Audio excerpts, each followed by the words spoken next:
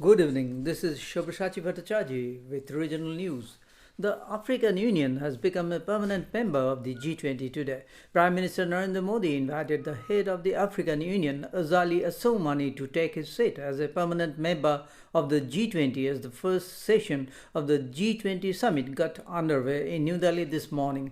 India had proposed that the African Union be granted permanent membership of G20 with the sense of Sabka Saath, Sabka Vikas. In his remarks at the first session titled One Earth, Mr. Modi said, India's G20 presidency has become a symbol of inclusion of Sabka Saath both inside and outside the country. He added that this has become the people's G20 in India as crores of Indians are connected to this.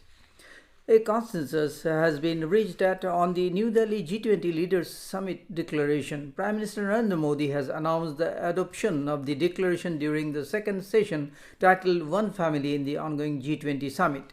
Meanwhile, India today called upon the world to transform the global trust deficit into one of trust and reliance. PM Modi said, this is the time for everyone to move together. He said, whether it is the management of food and fuel, terrorism, cyber security, health, energy or water security, a solid solution has to be found for future generations, Mr. Modi said. The 21st century is an important time to show the world a new direction. The India Meteorological Department, IMD Regional Meteorological Center, Guwahati, has predicted thunderstorm with lightning and heavy rain very likely at isolated places in East Kameng, Kurungkume, Lower Subansiri, Papumpare, East Siang, Tirap, Changlang, Lohit, Namsai, Lower Dibang Valley and Longding districts of Arunachal Pradesh. Meanwhile, Kradadi and Anjao districts will receive heavy rain very likely at isolated places, stated the IMD today. IPR and Printing Secretary Niyali urged the IPR officers posted in Itanagar capital region to make earnest efforts to project the department in limelight. Addressing a meeting at his office chamber in Itanagar yesterday, Ete urged the officers to work in a coordinated approach for better coverage of all government events, praising the officers for their efforts taken during emergencies like COVID pandemic and through Arunachal Raising campaign in the districts. The secretary emphasized on efforts on proper coordination within the department besides liaising with other line departments to make the program successful. The Akashvani Itanagar today celebrated Hindi Pakhwara at its premises. On the occasion, the Akashvani organized various programs including song, quiz, memory test and story building competitions for its officers and the staff. Meanwhile, an extempo speech will be held on Monday. The Hindi Pakhwara will continue till 14th of this month, celebrating Hindi Divas.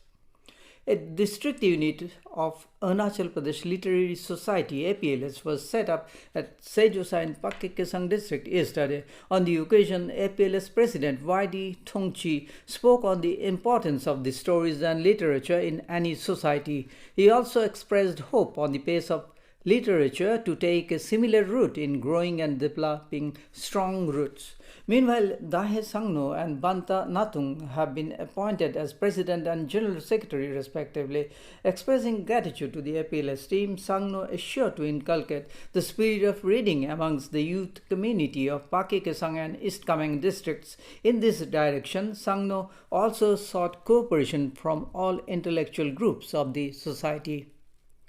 A literary event was organized yesterday with the aim to generate awareness and promote literacy among the youth of Pumao village, jointly by Assam Rifles and Government Upper Primary School Pumao in Longding district. Quiz, essay writing and drawing competitions were part of the event. Further, a cultural program by school children performing a skit themed Each One Teach One was also presented. In an update on the death toll in Morocco due to the 6.8 magnitude earthquake has gone up to 800. The number of injured has also risen over 600. The powerful earthquake that shook the country late in last night has caused widespread destruction to lives and properties, including a UNESCO heritage site as well. The locals were forced to spend the night in the open with rescue teams scaling up their efforts to meet the emergency. Meanwhile, the National Seismic Monitoring and Alert Network of Morocco measured the earthquake to be at 7 on the Richter scale. That's all in this news bulletin. Namaskar.